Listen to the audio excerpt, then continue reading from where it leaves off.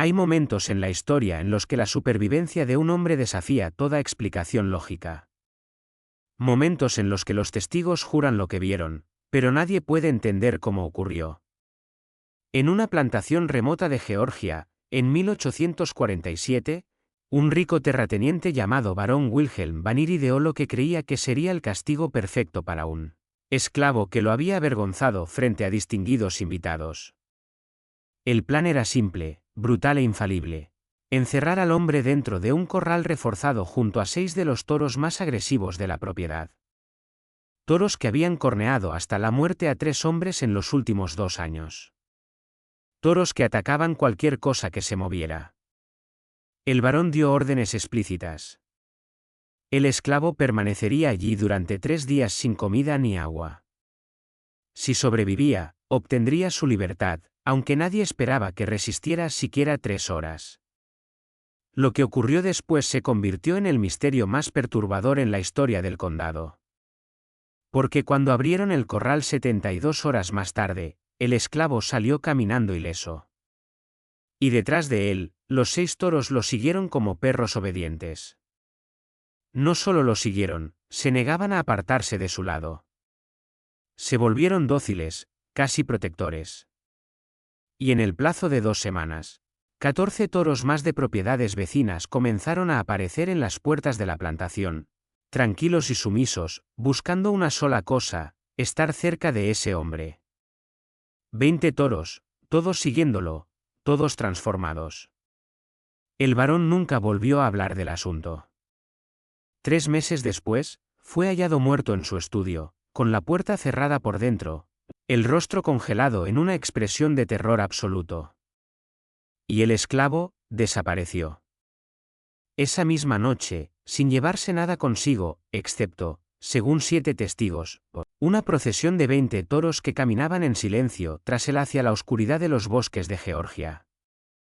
Esta es la historia de lo que realmente ocurrió en aquel corral y de por qué, hasta el día de hoy, nadie ha podido explicarlo. Antes de continuar con la historia de Tobías y los 20 toros que lo siguieron hasta convertirse en leyenda, permíteme preguntarte algo. Si estás disfrutando de este análisis profundo de uno de los misterios más inquietantes de la historia, considera suscribirte al canal. Traemos historias como esta cada semana. Relatos que difuminan la línea entre la historia documentada y los fenómenos inexplicables. Dale like si quieres ver más y no olvides activar las notificaciones para no perderte ningún episodio. Ahora, volvamos a Georgia, 1847, y descubramos qué ocurrió realmente en la plantación del barón Vanir. Georgia en la década de 1840 era un lugar donde el poder se medía en tierras y mano de obra. El sistema de plantaciones había alcanzado su apogeo, y hombres como el barón Wilhelm Vanir representaban la autoridad absoluta de ese mundo. Vanir no había nacido en Estados Unidos. Había llegado desde los Países Bajos en 1829 con una fortuna hecha en el comercio de especias y una reputación de prácticas empresariales despiadadas que lo habían enriquecido, pero también lo habían vuelto detestado en los círculos europeos. Los rumores lo siguieron a través del Atlántico. Susurros de trabajadores explotados en Java, de barcos que desaparecieron cargando mercancías valiosas, de socios comerciales que murieron misteriosamente justo antes de cerrar grandes acuerdos. Nada de ello fue probado jamás, pero el patrón era lo suficientemente claro como para que la respetable sociedad neerlandesa le cerrara discretamente sus puertas. América, y en particular el sur estadounidense, le ofrecía a Vanir algo que Europa ya no podía. Un lugar donde hacer preguntas sobre el pasado de un hombre se consideraba de mala educación. Donde la riqueza hablaba más fuerte que la reputación y donde la estructura social permitía a los hombres con recursos ejercer un poder casi ilimitado sobre quienes estaban por debajo.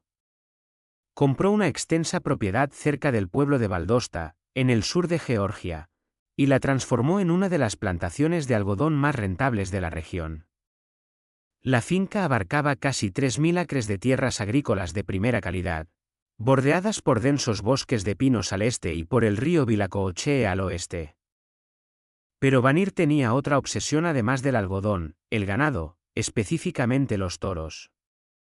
Había desarrollado esta fijación durante sus años en España, donde presenció corridas de toros y quedó fascinado por la fuerza bruta y la agresividad de los animales. Comenzó a importar ganado reproductor europeo, en particular razas de toros agresivos utilizadas en España y Portugal para la lidia. Creía que estos animales representaban la fuerza y la dominación, cualidades que valoraba por encima de todo. Su colección de toros se volvió legendaria y temida en el condado. Los trabajadores susurraban sobre el rebaño del diablo. Toros tan feroces que habían matado a 3 hombres que intentaron manejarlos. La primera muerte ocurrió en 1845.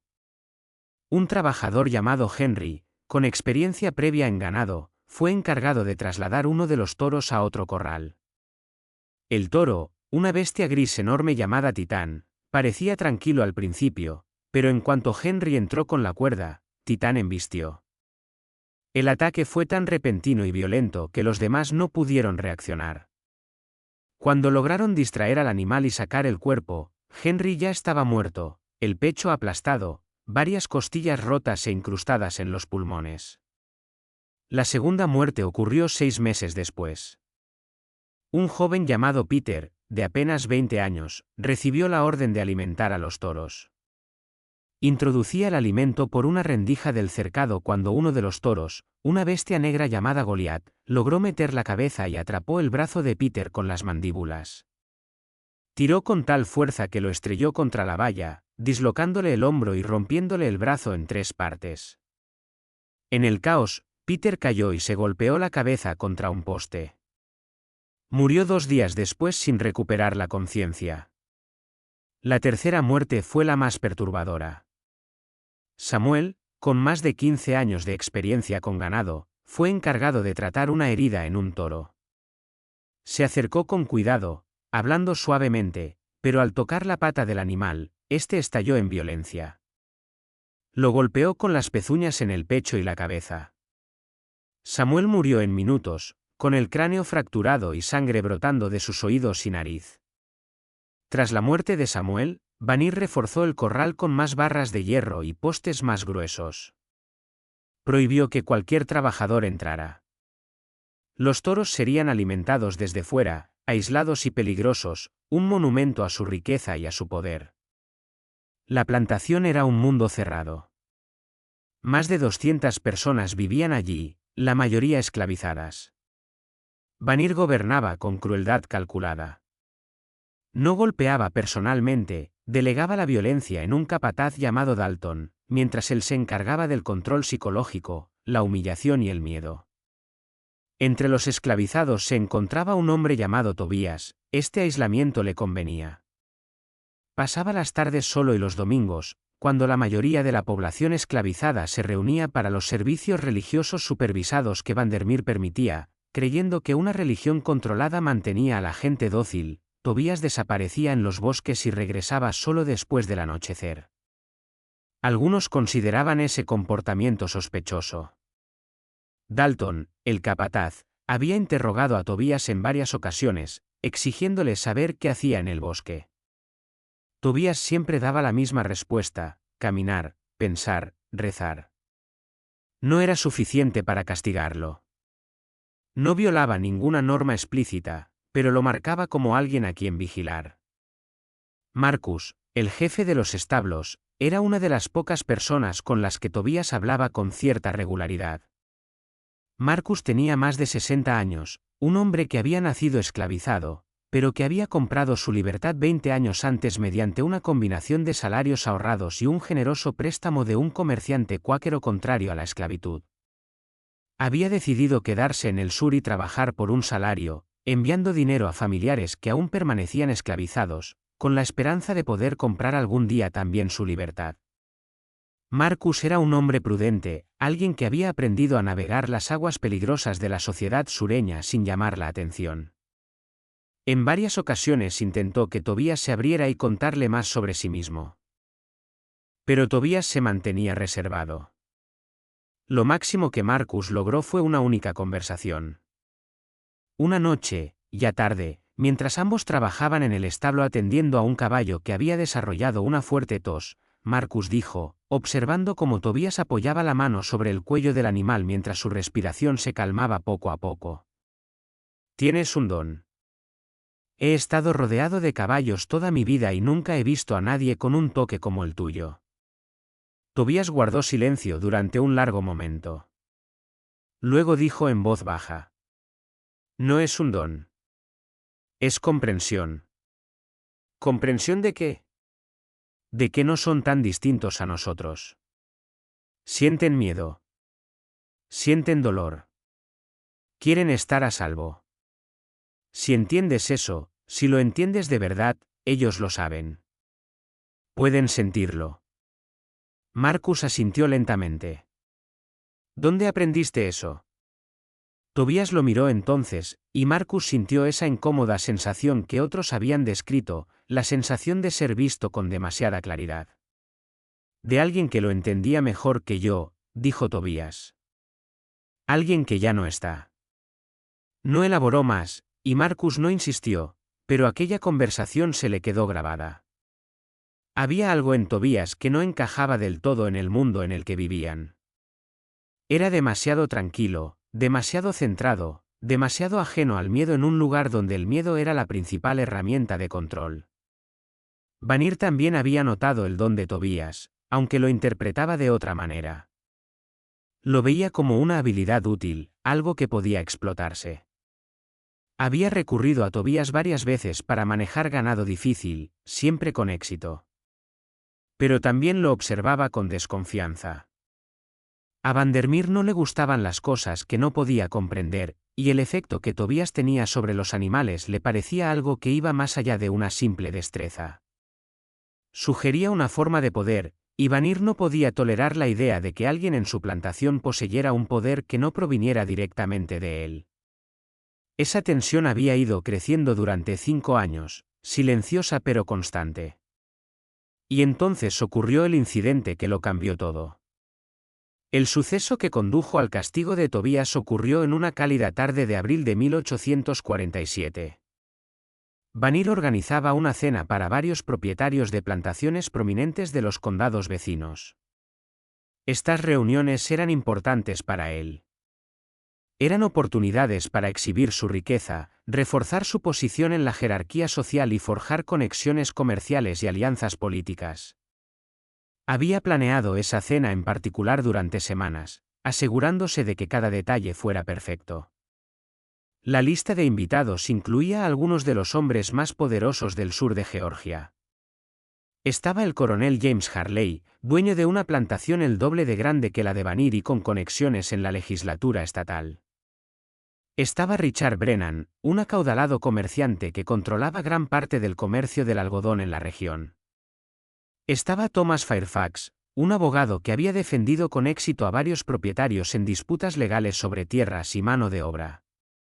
Y también estaban sus esposas, mujeres elegantes con vestidos costosos, que pasarían la velada hablando de moda y chismes mientras los hombres discutían negocios. La cena fue elaborada.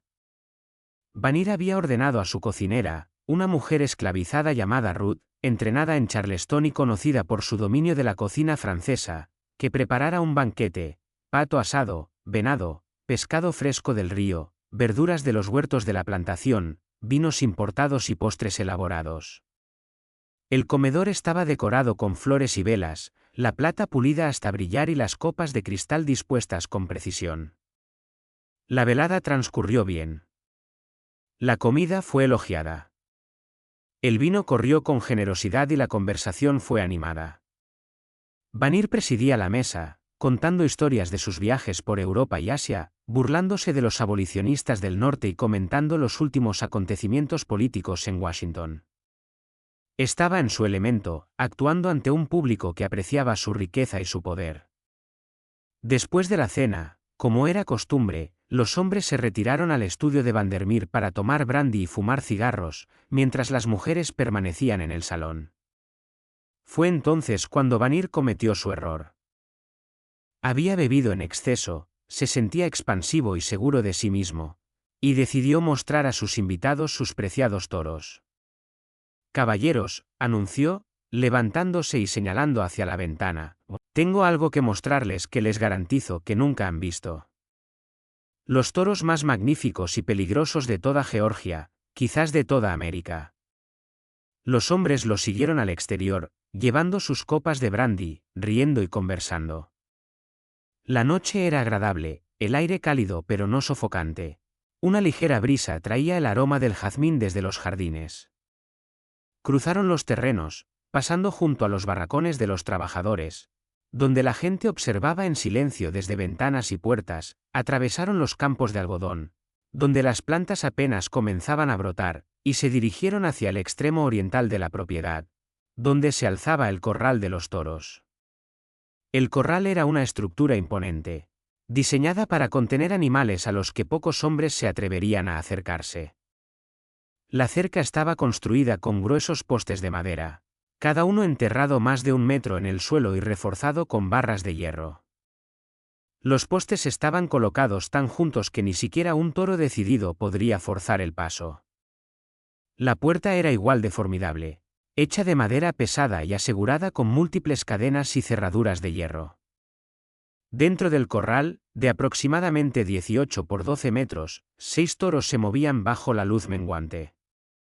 Vanir comenzó a describirlos uno por uno, señalándolos con evidente orgullo. Ese de allí, el gris, es Titán, importado de España. Mató a un hombre en 1845, le aplastó el pecho como si fuera de papel. Y ese negro, el de las cicatrices, es Goliat, de linaje portugués, responsable de 2 muertes. Los otros son igual de peligrosos. Los mantengo aquí como un recordatorio de lo que es el verdadero poder. Fuerza sin misericordia. Dominio sin cuestionamientos. Los invitados murmuraron con aprobación, aunque varios parecían inquietos.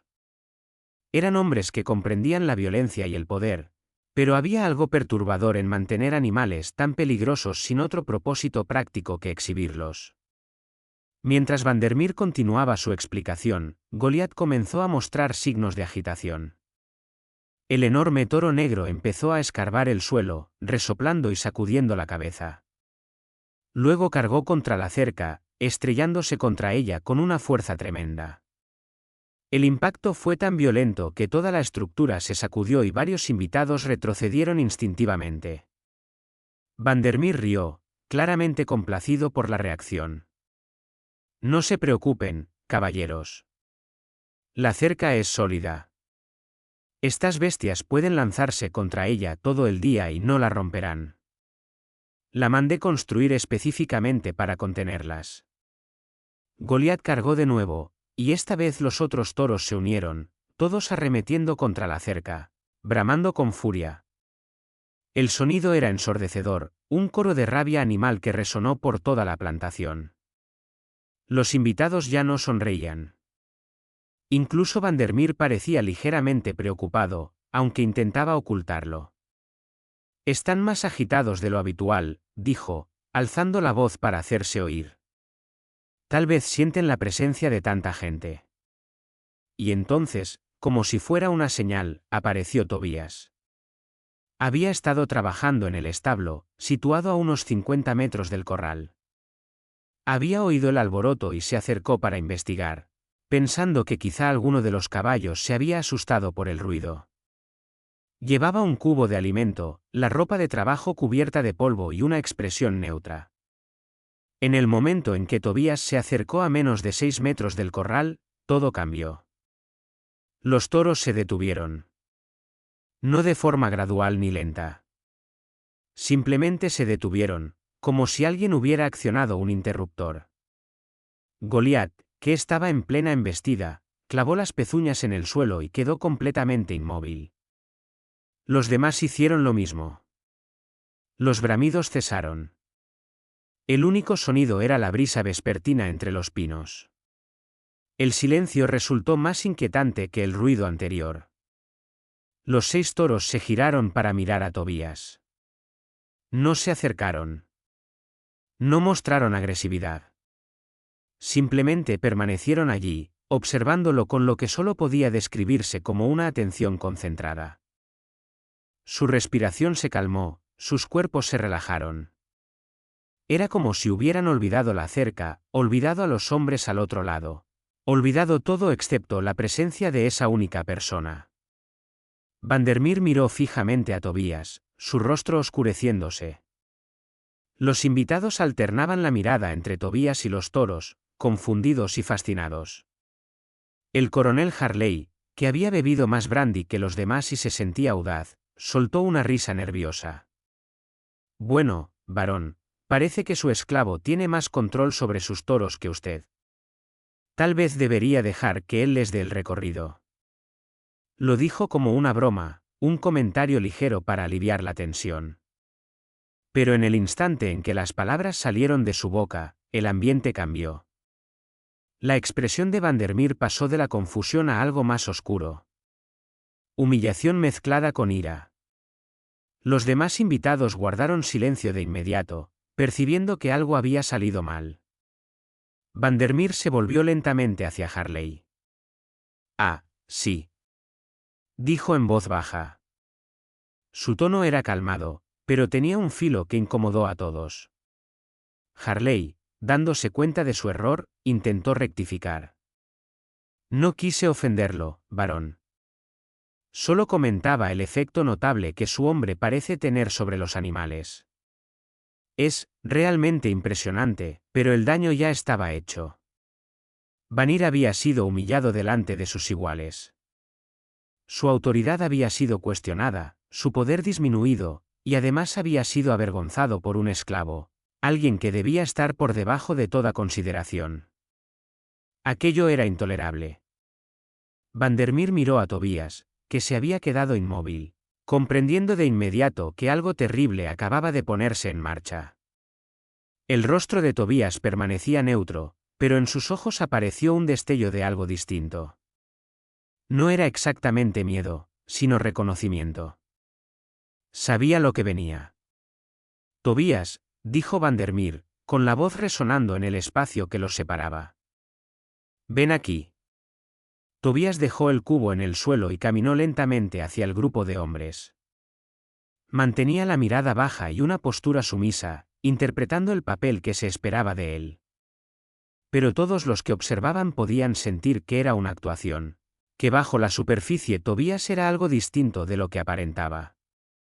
Cuando Tobías llegó a la cerca, Vandermeer lo estudió durante un largo momento. Los toros seguían tranquilos, observando a Tobías, ignorando todo lo demás. «Tienes un don con los animales», dijo Vandermeer. No era una pregunta. «Trabajo con ellos, señor», respondió Tobías en voz baja.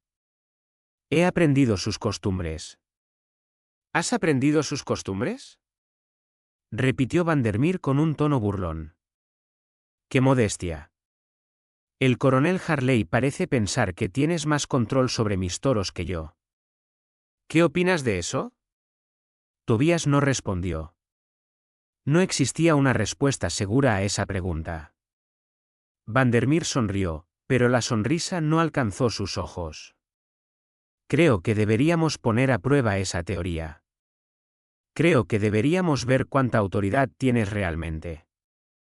Los invitados se removieron con incomodidad. Sentían hacia dónde se dirigía la situación y ninguno lo disfrutaba. «Varón», dijo Thomas Fairfax con cautela, «quizá deberíamos volver a la casa. Se está haciendo tarde y...». «Tonterías», interrumpió Vandermeer. «La noche apenas se está poniendo interesante. Caballeros, voy a hacer una apuesta con mi esclavo. Una apuesta generosa, de hecho». Se volvió hacia Tobías. «Esta es mi oferta. Pasarás 3 días en ese corral con esos toros. 3 días completos. Sin comida, sin agua, sin refugio. Si sobrevives, te concederé la libertad y te daré $50. Es más dinero del que la mayoría de los hombres libres ve en un año. Podrás ir a donde quieras. Hacer lo que quieras. Serás un hombre libre». Los invitados guardaron silencio, conmocionados por la propuesta. $50 era una suma considerable, Y la promesa de la libertad era algo que cualquier persona esclavizada desearía desesperadamente. Pero el precio era casi con seguridad la muerte. Todos conocían las historias sobre los toros de Vandermeer. 3 hombres ya habían muerto. La idea de que alguien pudiera sobrevivir 3 días encerrado con esos animales era absurda. ¿Y si me niego?, preguntó Tobías en voz baja. La sonrisa de Vandermeer se ensanchó.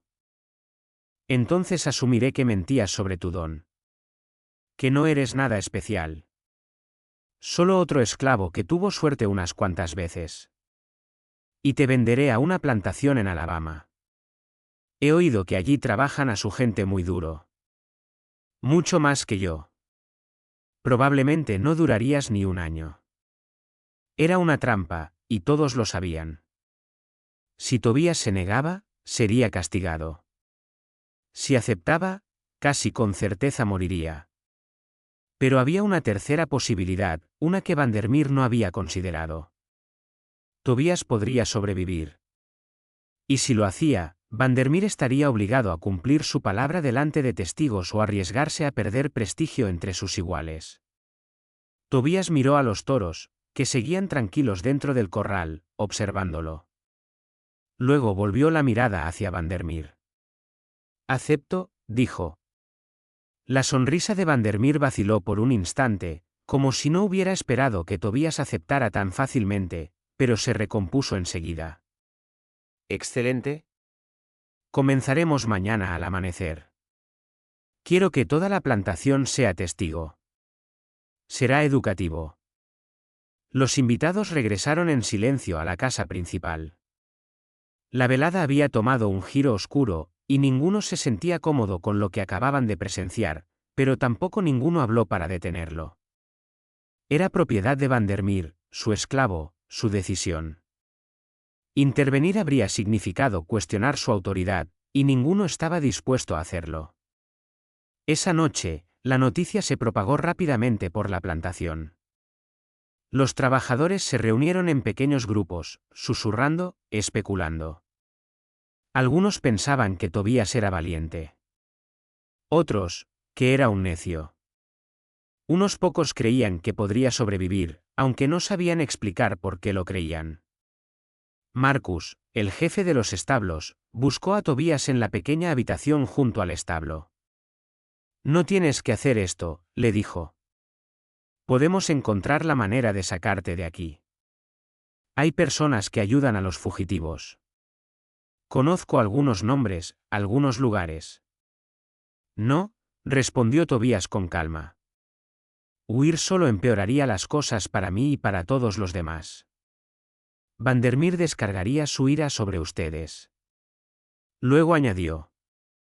Pero esos toros, yo lo sé.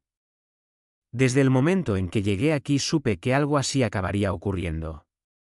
Hombres como Vandermeer no toleran lo que no entienden. Y menos aún cuando los hace parecer débiles. Marcus se sentó pesadamente sobre una caja de madera. Así que simplemente vas a entrar en ese corral y morir. Tobías lo miró, y Marcus vio algo en sus ojos que no supo identificar. No era miedo ni resignación, sino algo distinto. Algo que parecía casi certeza. Voy a entrar en ese corral, dijo Tobías en voz baja. Lo que ocurra después, ya lo veremos. La mañana siguiente llegó con un amanecer gris. Las nubes ocultaban el sol y el aire estaba cargado con la promesa de lluvia. Vandermeer había ordenado que toda la plantación se reuniera cerca del corral. Esto debía ser un acontecimiento público, una demostración de su poder y una advertencia para cualquiera que pensara desafiar su autoridad. Más de 200 personas se congregaron formando un semicírculo alrededor del corral. Los trabajadores esclavizados permanecían en grupos, con los rostros cuidadosamente neutros, sabiendo que cualquier emoción visible podía interpretarse como simpatía hacia Tobías y resultar en castigo. Los capataces y administradores se situaron más cerca del corral, armados con rifles y látigos, preparados por si los toros lograban romper la cerca. Los sirvientes de la casa observaban desde la distancia.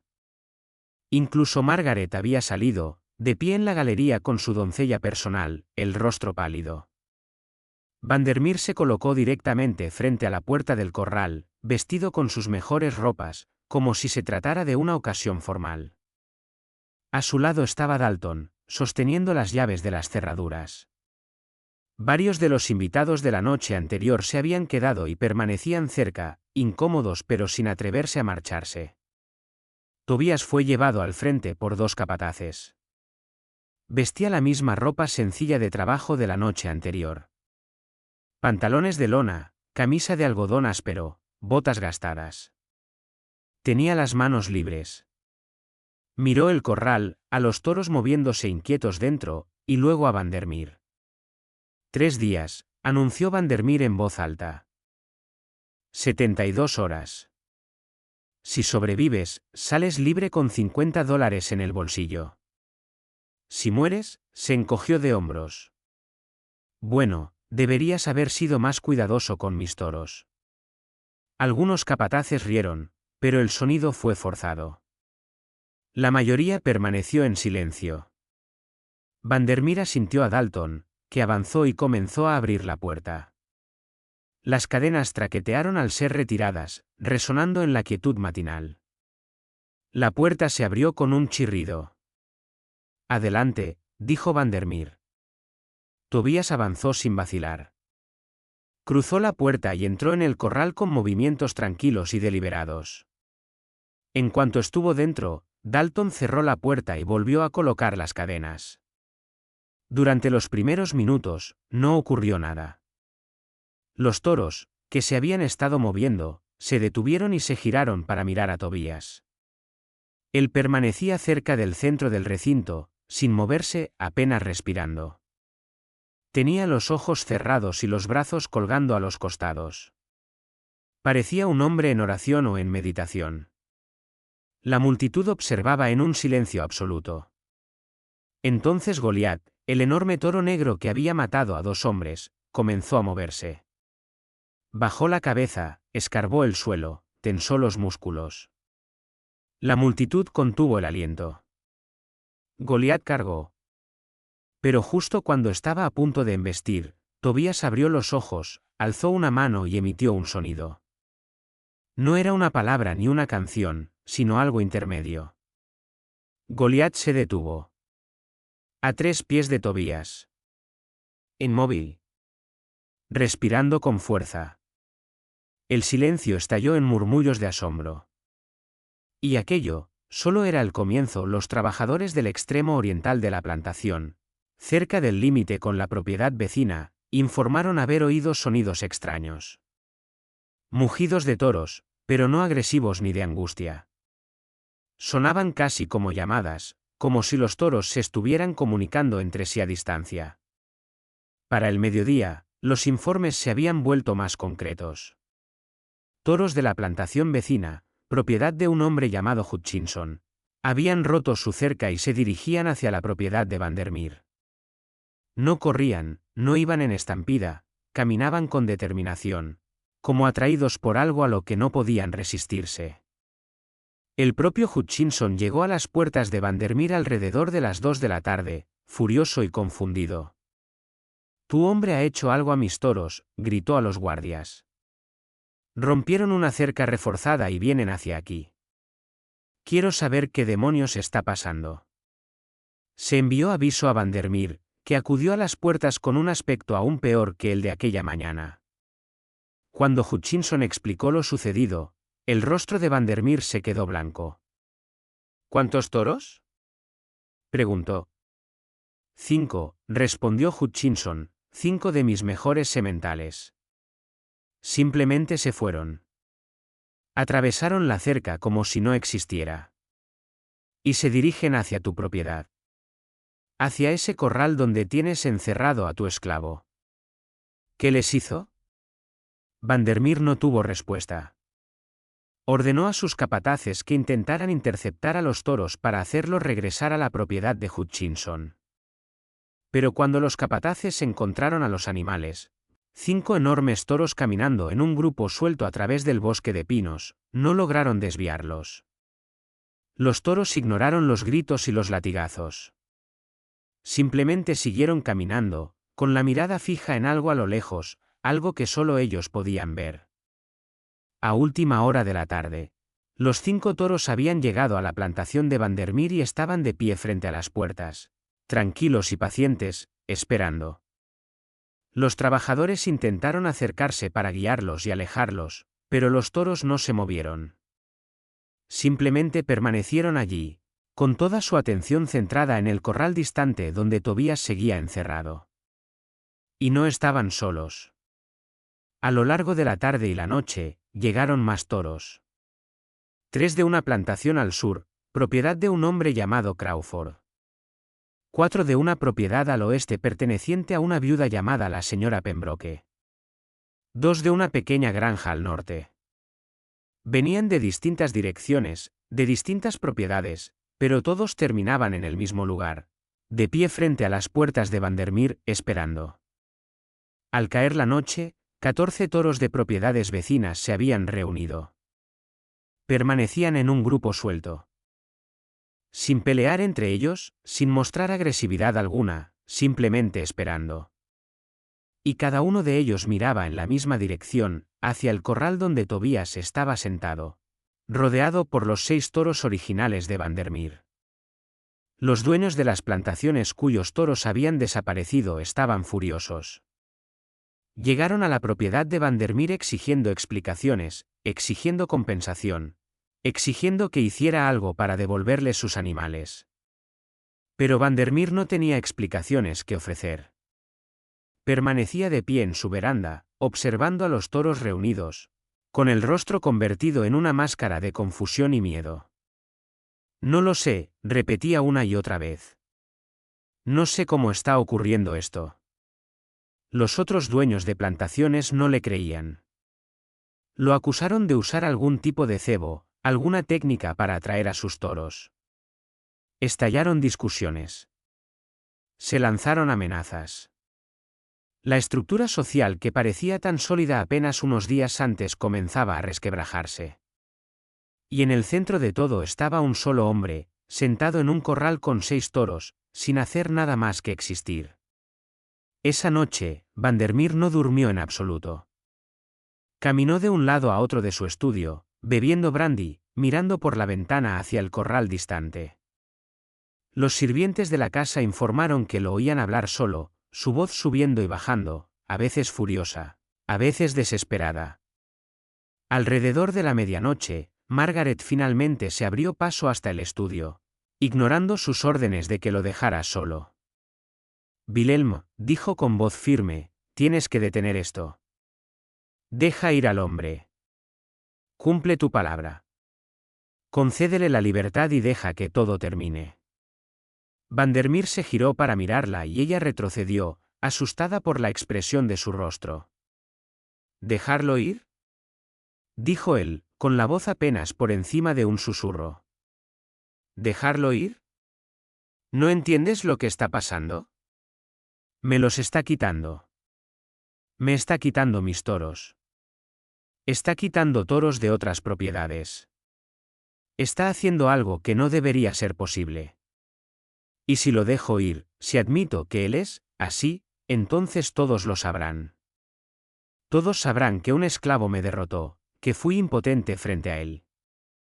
Esto ya no se trata de poder, respondió Margaret. Se trata de supervivencia. De tu supervivencia. ¿No ves lo que esto te está haciendo? Pero Vandermeer no escuchaba. Volvió la mirada hacia la ventana, observando la oscuridad, y Margaret lo dejó allí, solo con su obsesión. El tercer día terminó al amanecer del cuarto día, exactamente 72 horas después de que Tobías fuera encerrado en el corral. Vandermeer había dado órdenes de que la puerta se abriera al primer rayo de luz, y una multitud se había reunido para presenciarlo.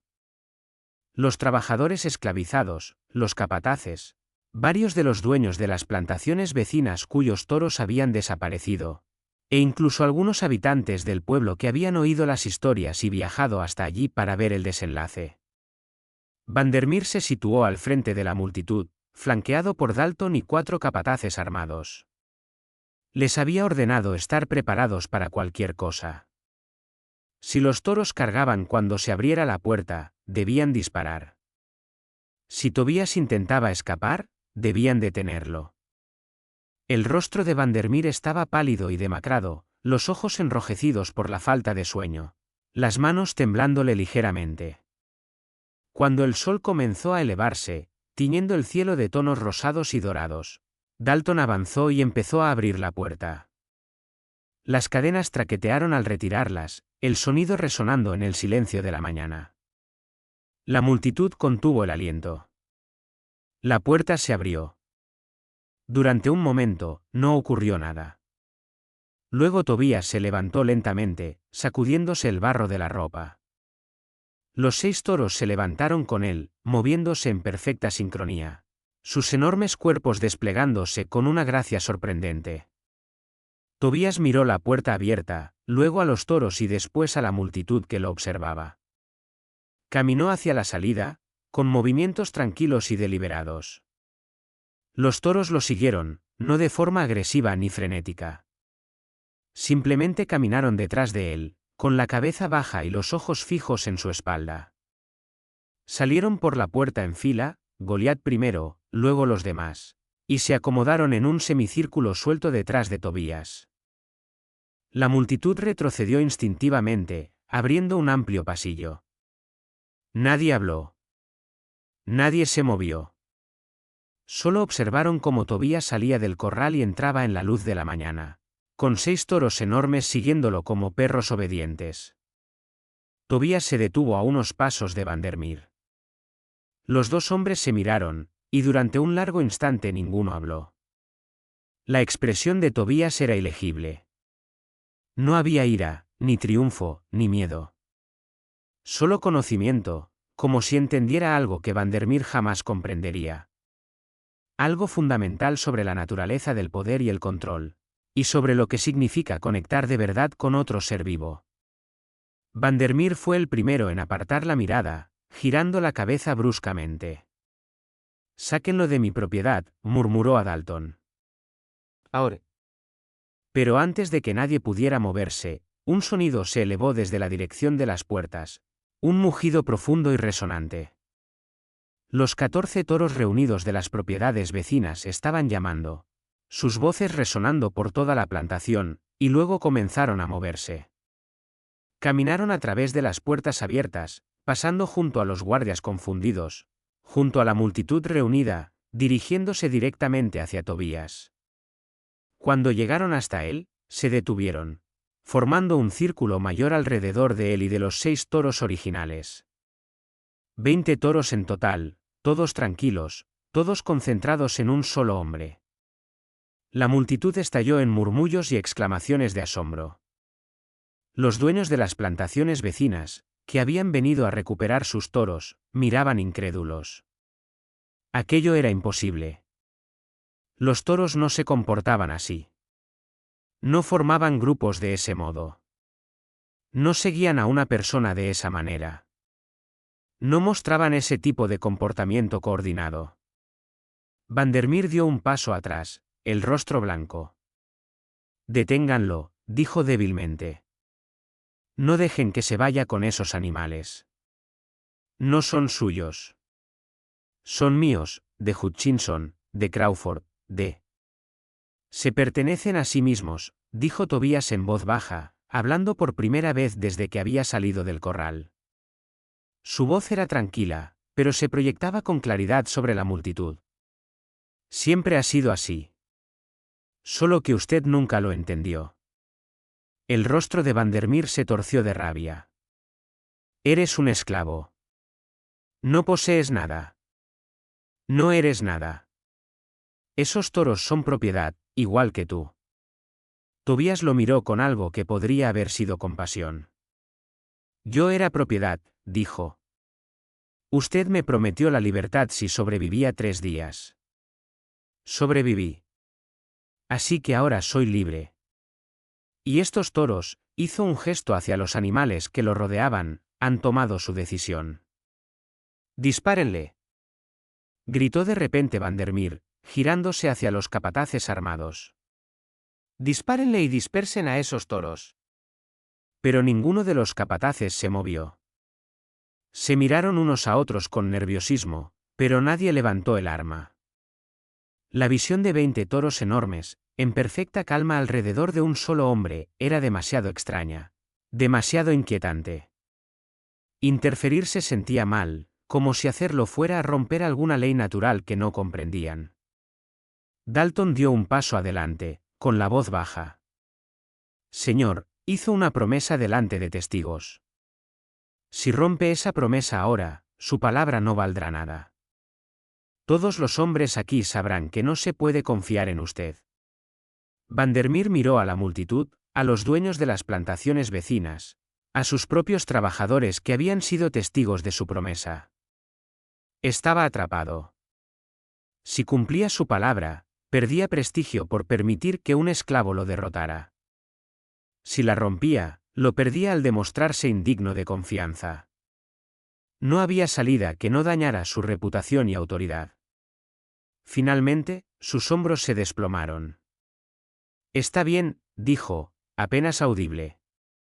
Toma tu libertad. Toma los $50 y vete de mi propiedad.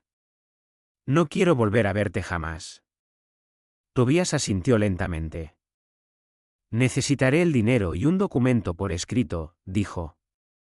Un documento que declare que soy libre, firmado por usted y atestiguado por estos hombres. De lo contrario, me capturarán como fugitivo en cuanto me vaya de aquí. La mandíbula de Vandermeer se tensó, pero sabía que Tobías tenía razón.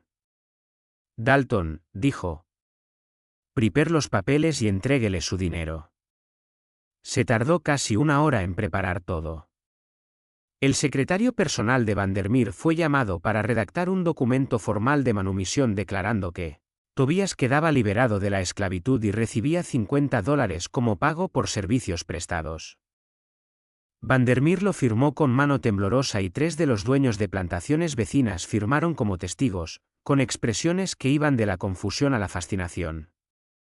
Durante todo ese tiempo, Tobías permaneció de pie en silencio, con los 20 toros rodeándolo. Los trabajadores le llevaron agua, que bebió despacio, y algo de pan, que comió en pequeños bocados. Los toros se mantuvieron tranquilos, moviéndose ocasionalmente, pero sin alejarse jamás de Tobías. Cuando los papeles estuvieron listos, Dalton se los entregó junto con una pequeña bolsa de cuero que contenía los $50 en monedas. Tobías tomó los documentos, los leyó con atención, luego los dobló y los guardó dentro de su camisa. Tomó la bolsa y asintió en señal de agradecimiento. ¿A dónde irá?, preguntó Dalton en voz baja. Siempre había tratado a Tobías con más respeto que otros capataces, y había verdadera curiosidad en su pregunta. Tobías miró hacia el este, hacia los densos bosques de pinos que se extendían por millas más allá en algún lugar tranquilo, dijo. En algún lugar donde podamos vivir en paz. ¿Nosotros?, preguntó Dalton, mirando a los toros. Tobías sonrió levemente. Sí, nosotros. Comenzó a caminar hacia el camino que se alejaba de la plantación, y los toros lo siguieron. Se movían en una procesión suelta, algunos caminando a su lado, otros detrás, formando una especie de protección a su alrededor. La multitud se apartó para dejarlos pasar, trabajadores, capataces y dueños de plantaciones, todos se hacían a un lado, observando en silencio atónito cómo pasaba ese desfile imposible. Algunos de los trabajadores esclavizados extendieron la mano al pasar Tobías, sin tocarlo, pero buscando algún tipo de bendición o confirmación de que lo que veían era real. Algunos lloraban, aunque no podían explicar por qué. Otros susurraban oraciones o hacían señales contra el mal, inseguros de si lo que presenciaban era divino o demoníaco. Tobías caminó por el largo camino de tierra que se alejaba de la plantación, con el sol de la mañana elevándose detrás de él y proyectando su sombra y las de los 20 toros sobre el suelo. No miró atrás. Solo siguió caminando con paso firme y decidido, y los toros lo siguieron. Vandermeer observaba desde la veranda de su casa principal, con las manos agarradas al barandal hasta que los nudillos se le pusieron blancos. Su rostro mostraba una expresión que combinaba rabia, miedo y algo más, un tipo de horror existencial, como si estuviera presenciando el colapso de todo en lo que creía sobre el mundo y su lugar en él. Margaret estaba a su lado, con la mano sobre su brazo, intentando ofrecer consuelo, pero Vandermeer no parecía notar su presencia. Solo miraba la figura distante de Tobías y su procesión de toros hasta que desaparecieron entre los árboles y se perdieron de vista. En los días y semanas que siguieron, la historia de lo ocurrido en la plantación de Vandermeer se difundió por Georgia y más allá. Los periódicos recogieron el relato, aunque con escepticismo, sugiriendo que los hechos habían sido exagerados o que había alguna explicación racional que no se había investigado correctamente. Los líderes religiosos debatían si Tobías había sido bendecido por Dios o maldecido por el diablo. Científicos y naturalistas enviaban cartas a revistas proponiendo teorías sobre comportamiento animal y comunicación entre humanos y animales. Pero para quienes habían estado allí, que lo habían presenciado de primera mano, ningún escepticismo o teoría podía cambiar lo que habían visto. Tobías había sobrevivido 3 días con 6 toros asesinos, y 20 toros lo habían seguido al salir. Estos eran hechos documentados por decenas de testigos y nadie podía explicarlos. Los dueños de las plantaciones vecinas cuyos toros habían desaparecido estaban furiosos con Vandermeer.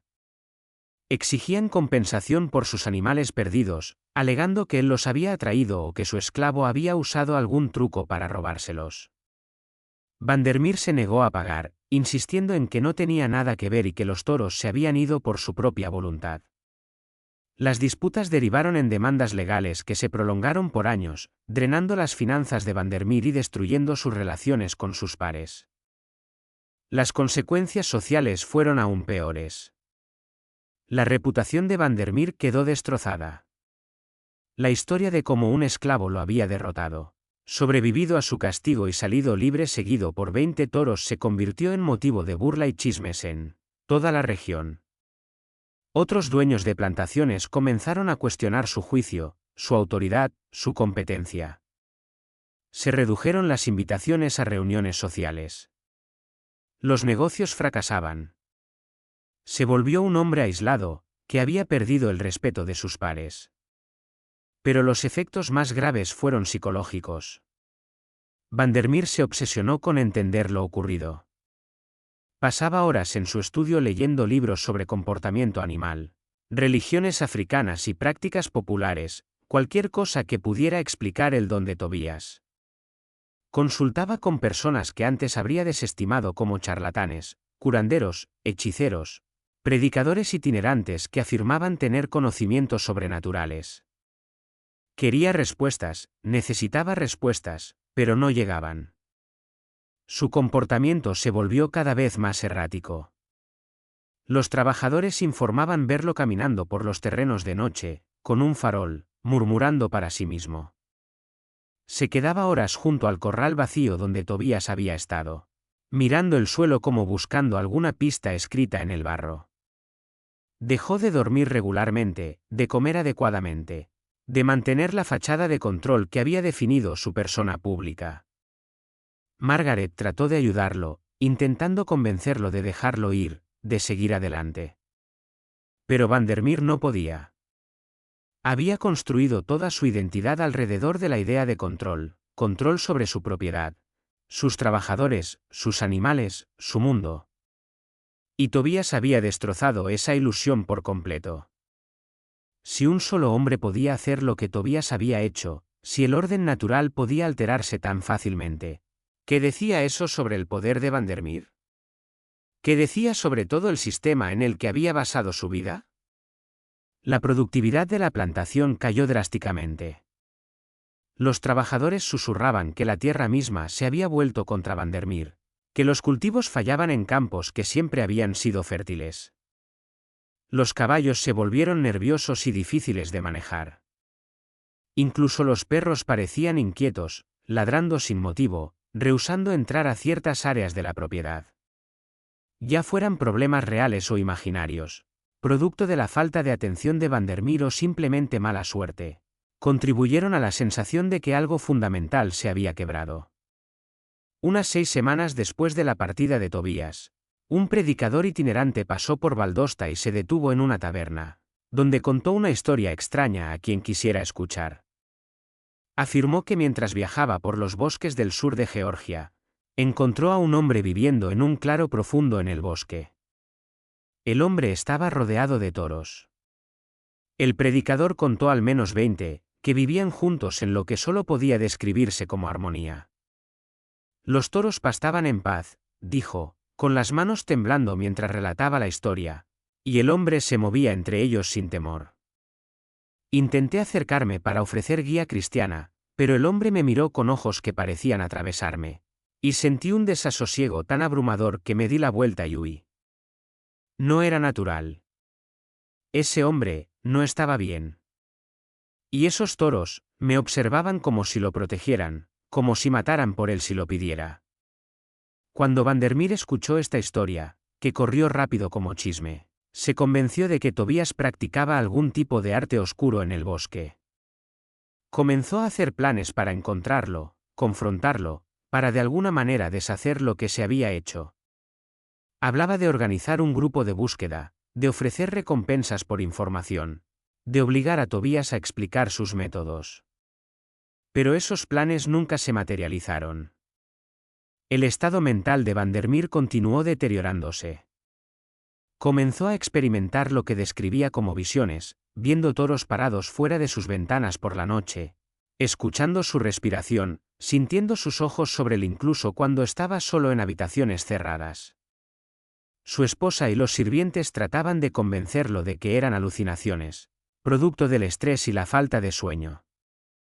Pero Vandermeer insistía en que eran reales. Él me está observando, decía Vandermeer, mirando por la ventana de su estudio hacia la oscuridad. Tobías está ahí afuera con esos toros y me está observando. Sabe lo que estoy pensando. Sabe lo que estoy planeando. No me dejará descansar.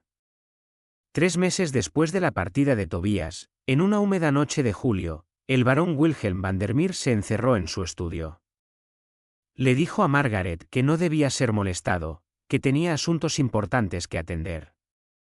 Ella ya había escuchado eso antes y sabía que no debía discutir. Se retiró a sus habitaciones, y la casa se sumió en el habitual silencio nocturno. A la mañana siguiente, cuando el personal del hogar golpeó la puerta del estudio para llevarle el desayuno, no hubo respuesta. Golpearon de nuevo, más fuerte. Nada. Preocupado, Dalton ordenó derribar la puerta. 3 hombres con una viga pesada lograron finalmente romper la cerradura y abrir la puerta. Lo que encontraron dentro perturbó a todos los presentes de por vida. El barón Wilhelm Vandermeer estaba sentado en su silla detrás del escritorio, inclinado hacia adelante, con la cabeza apoyada en los brazos. Al principio pensaron que simplemente se había quedado dormido. Pero cuando Dalton se acercó y tocó su hombro, el cuerpo estaba frío y rígido. Vandermeer había muerto hacía horas. No había señales de violencia, heridas, sangre, indicios de veneno ni de lucha. La habitación estaba exactamente como siempre, libros en los estantes, papeles sobre el escritorio, un vaso de brandy medio lleno cerca. Las ventanas estaban cerradas y con llave desde dentro. La puerta también estaba cerrada desde dentro. No había forma de que nadie pudiera entrar o salir. Pero lo que más los perturbó fue el rostro de Vandermeer. Sus ojos estaban abiertos, mirando algo que solo él podía ver. Su boca estaba congelada en un grito silencioso. Sus manos apretadas con tal fuerza que las uñas habían dibujado sangre en sus palmas. Cada músculo de su rostro estaba contorsionado en una expresión de absoluto terror abrumador. El médico que examinó el cuerpo no pudo encontrar causa de muerte. El corazón simplemente se había detenido. Es como si, dijo cuidadosamente, eligiendo sus palabras. Literalmente murió de miedo. Como si hubiera visto algo tan aterrador que su corazón no pudo soportarlo. Sobre el escritorio, debajo del brazo de Vandermeer, encontraron un papel cubierto de escritura frenética, casi ilegible. Las palabras estaban escritas con desesperación y rapidez. Dalton lo tomó y leyó en voz alta. Están aquí, Todos ellos, parados fuera de la ventana. 20 toros, simplemente parados, observando, esperando. ¿Está con ellos, Tobías? Está en el centro y me está mirando. Me ve a través de la ventana, a través de las paredes, a través de todo. Me ve. ¿Sabe? Ellos todos saben. No se mueven. Solo miran. Solo esperan. Puedo oír su respiración. Puedo oír sus corazones latiendo. Puedo oír su corazón latiendo. Suena como un trueno. Suena como la propia tierra. No se van. Nunca se irán. Van a quedarse allí para siempre, mirando, esperando hasta que yo. La escritura terminó abruptamente, la pluma quedó suspendida sobre la página como si la mano de Vandermeer simplemente hubiera dejado de funcionar a mitad de la frase. Dalton envió de inmediato a hombres a inspeccionar los alrededores de las ventanas del estudio. No encontraron nada, ni huellas de pezuñas, ni rastros, ninguna evidencia de que los animales hubieran estado allí. La hierba estaba intacta. El suelo estaba seco y duro por semanas sin lluvia. No había evidencia física que respaldara lo que Vandermeer había escrito. Sin embargo, 7 trabajadores, de manera independiente y sin consultarse entre ellos, informaron en los días siguientes que habían oído algo extraño la noche de la muerte de Vandermeer. Alrededor de la medianoche, escucharon lo que parecía un bramido distante, profundo y resonante de toros. Pero al mirar afuera, no vieron nada. El sonido parecía provenir de todas partes y de ninguna a la vez, resonando por la plantación como una advertencia o un juicio. Una trabajadora mayor, llamada Ruth, que había sido la cocinera de la plantación, dijo algo que otros recordarían durante años. Ese sonido, dijo, no estaba enojado. No era amenazante. Simplemente estaba allí, como si los toros dijeran, recordamos. Sabemos lo que hiciste, y estamos observando. Así fue como me sonó a mí, como un recordatorio de que hay cosas que no se pueden olvidar, sin importar cuánto quieras olvidarlas. El barón Wilhelm Vandermeer fue enterrado en la parcela familiar de la plantación. El funeral fue pequeño y torpe. Pocos de los dueños de plantaciones vecinas asistieron, y los que lo hicieron se fueron rápidamente, incómodos por los susurros y rumores que rodeaban la muerte de Vandermeer. El predicador que dirigió el servicio mantuvo sus comentarios breves y genéricos, evitando mencionar los sucesos de los últimos meses de Vandermeer. Margareta Vandermeer vendió la plantación en 6 meses. No podía soportar quedarse allí, no podía dormir en la casa donde su esposo había muerto de manera tan perturbadora. Regresó a los Países Bajos con lo que quedaba de la fortuna familiar, ya significativamente disminuida por demandas legales y la caída de la productividad. Nunca se volvió a casar y nunca habló públicamente sobre la muerte de su esposo. Cuando familiares preguntaban, simplemente decía que él se había perdido a sí mismo. Se obsesionó con algo que no podía entender y eso lo destruyó. La plantación cambió de dueño 3 veces durante la siguiente década. Cada nuevo propietario reportaba dificultades extrañas, fallas en los cultivos, animales muriendo misteriosamente, trabajadores que se negaban a quedarse después del anochecer, una sensación general de inquietud que impregnaba la propiedad. La casa principal, antes grandiosa e imponente, cayó en ruinas. Los campos se volvieron salvajes. Las viviendas de los trabajadores fueron abandonadas. Eventualmente, la propiedad se vendió por una fracción de su valor original a una compañía maderera, que taló los bosques y dejó la tierra estéril. Para la década de 1870, lo único que quedaba de la plantación de Vandermeer eran algunos cimientos derruidos y la parcela familiar donde había sido enterrado el varón. Incluso eso desapareció con el tiempo, cubierta por la vegetación, los lápidas derribadas y rotas, los nombres desgastados por el clima y el paso del tiempo. En cuanto a Tobías, nunca volvió a ser visto. No por nadie que pudiera considerarse un testigo confiable. Pero las historias persistieron, transmitidas de generación en generación. Cada versión era ligeramente diferente, pero todas contenían ciertos elementos consistentes. Viajeros que pasaban por los profundos bosques del sur de Georgia ocasionalmente reportaban haber encontrado a un hombre viviendo entre toros en claros remotos. Las descripciones variaban, algunos decían que era joven. Otros, que era viejo. Algunos decían que era negro. Otros decían que su piel había adquirido una extraña textura curtida por el clima que hacía difícil determinar su raza. Pero ciertos detalles permanecían consistentes. El hombre siempre estaba tranquilo, siempre en silencio, y los toros que lo rodeaban siempre eran pacíficos, casi reverentes en su presencia. Algunos decían que había construido una vida en la naturaleza, libre del mundo de las plantaciones y la esclavitud, viviendo en armonía con criaturas que otros temían. Otros afirmaban que era un fantasma, un espíritu que nunca había abandonado verdaderamente el mundo mortal, condenado a vagar con sus extraños compañeros por la eternidad. Algunos susurraban que se había convertido en algo más que humano, que su tiempo en el corral lo había transformado en una especie de espíritu guardián para todos los animales que sufrían bajo la crueldad humana. Hay un relato registrado en un diario de un topógrafo llamado Thomas Bitley en 1851 que destaca sobre los demás.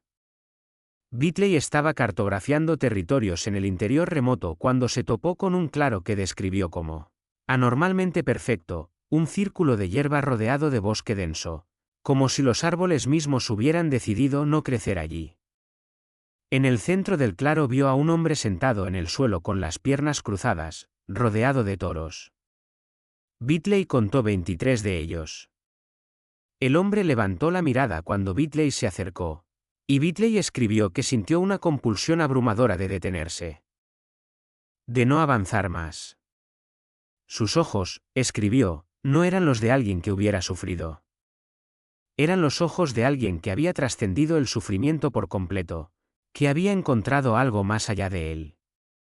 No puedo explicar lo que sentí en ese momento, solo que entendí sin palabras que no era bienvenido.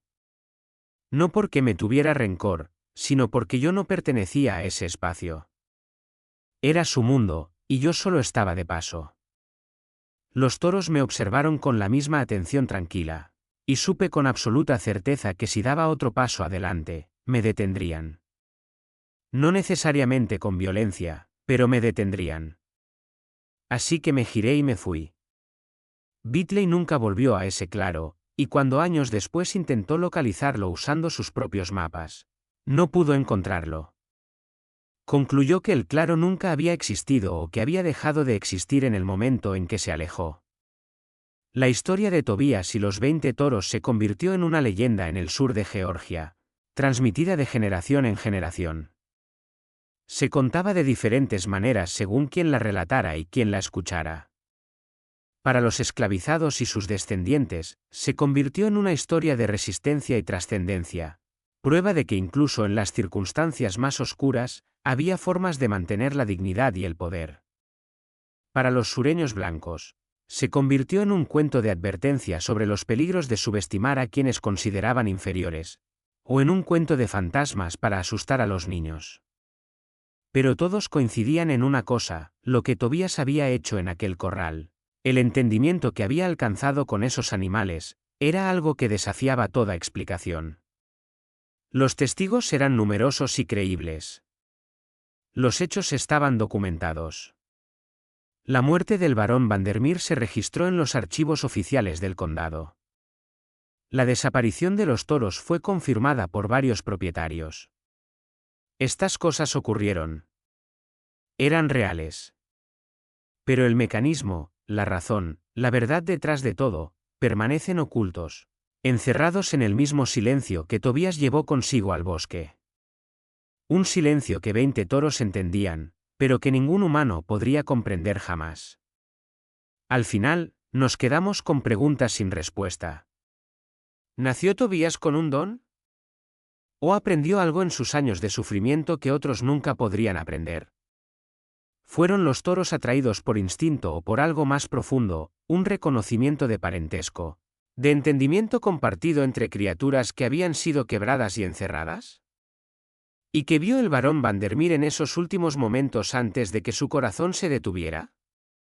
¿Era realmente Tobías con 20 toros frente a su ventana? ¿O era otra cosa? Culpa, miedo, el peso de su propia crueldad manifestándose como una visión de la que no podía escapar. ¿Una alucinación nacida del estrés y la obsesión? ¿O algo más? Algo que sugería que el mundo es más extraño y más conectado de lo que entendemos, que la crueldad y el sufrimiento dejan marcas que no pueden borrarse, que algunas deudas deben pagarse eventualmente. Nunca lo sabremos con certeza. La plantación desapareció, recuperada por el bosque y el tiempo. Las personas que presenciaron estos eventos murieron hace mucho. Y Tobías, dondequiera que haya ido, se llevó sus secretos consigo. Pero a veces, incluso hoy, quienes atraviesan los bosques remotos del sur de Georgia reportan escuchar algo extraño por la noche, un sonido como un bramido distante, profundo y resonante, que ecoa entre los árboles. Y ocasionalmente, en claros donde nadie ha construido ni vivido por más de un siglo, encuentran círculos de hierba aplastada, como si grandes animales hubieran descansado allí. Pero sin huellas, sin señales de cómo llegaron o a dónde fueron. Solo claros vacíos y la sensación persistente de que algo inexplicable sucedió allí. Algo que cambió las reglas, aunque fuera solo por un momento. Algo que nos recuerda que el mundo es más extraño y profundo de lo que jamás podremos comprender. Y tal vez ese sea el verdadero terror. No los monstruos, ni fantasmas, ni fuerzas sobrenaturales, sino la posibilidad de que la realidad misma tenga grietas. Lugares donde las reglas normales no se aplican. Momentos en los que un hombre puede entrar a un corral con 6 toros asesinos y salir 3 días después con 20, siguiéndolo como sombras. Momentos en los que lo imposible se vuelve innegablemente, aterradoramente real. Momentos que nos obligan a cuestionar todo lo que creemos saber sobre el poder, sobre el control, sobre la naturaleza de la conciencia y la conexión, y sobre lo que significa comprender verdaderamente a otro ser vivo. La historia de Tobías y los 20 toros es uno de esos momentos. Sucedió. La evidencia está allí. Pero la explicación permanece justo fuera de nuestro alcance, como una palabra en la punta de la lengua que nunca logramos recordar. Y tal vez así debería ser. Tal vez algunos misterios no están destinados a ser resueltos. Tal vez existen como recordatorios de que, a pesar de toda nuestra certeza, de toda nuestra ciencia, lógica y explicaciones racionales, todavía hay cosas en este mundo que no entendemos. Cosas que ocurrieron, que fueron presenciadas y documentadas, pero que se niegan a encajar perfectamente en nuestras categorías y explicaciones. Cosas que nos hacen preguntarnos, en la soledad de la noche, si el mundo es realmente tan sólido y predecible como creemos, o si existen grietas en los cimientos, lugares donde algo más puede colarse, algo más antiguo, más profundo, algo que opera según reglas que hemos olvidado o que nunca conocimos.